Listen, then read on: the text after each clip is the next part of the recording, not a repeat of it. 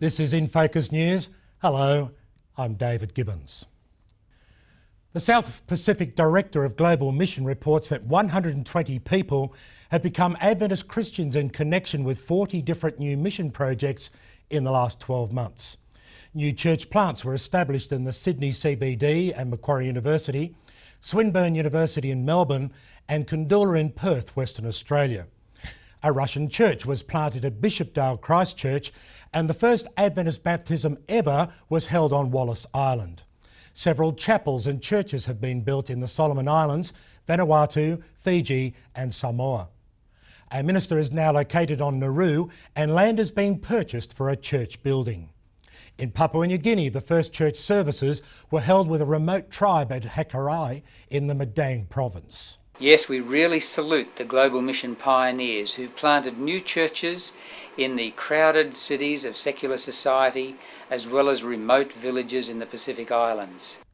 Applications for Global Mission funding have been received for 2009, including 9 new projects. Iconic Seventh-day Adventist Charles Pointon has died after a car hit him while he crossed Freeman's Drive in Cooranbong, New South Wales. He was 98. Pointon studied off and on at Avondale College from 1979 to 2006, where he ran the student fundraising club Cosmos, raising $140,000 for mission work. His autobiography, A Friend in High Places, reveals he was born in London in 1910, survived World War II, became an Adventist Christian in 1939 and migrated to Australia in 1969 after the death of his wife. Pointon attributed his longevity to a vegetarian diet, no alcohol or tobacco and a daily 15-kilometre walk. In the past 2 months, Adventist Discoverys Centre online course Focus on Prophecy has become the most popular online course after languishing near the bottom of the list ever since it was first made available. Adventist Discovery recently started to move its online Bible, personal development and health courses across to Moodle. Moodle is a free course management system designed to help educators create effective online learning communities.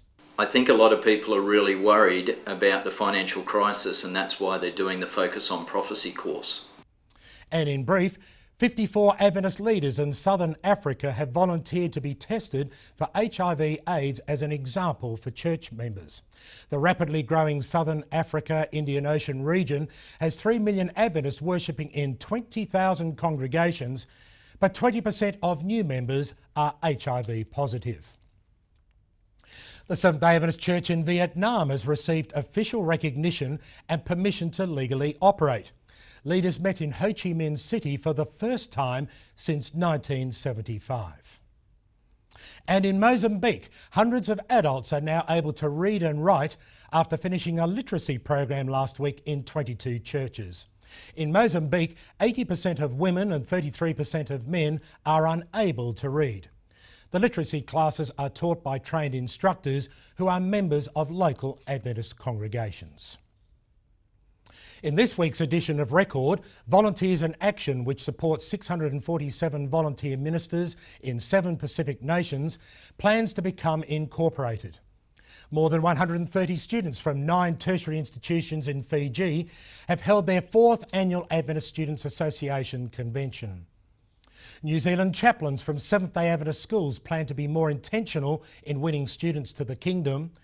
And the editor revisits the story of the woman caught in adultery and how Jesus treated the situation. We're having a lot of fun putting a full half-hour news and current affairs program together every week. And you can see it every Friday, Saturday and Sunday evening on Hope Channel. And of course, you can watch the program online as well. Thanks for watching. See you again next week. I'm David Gibbons.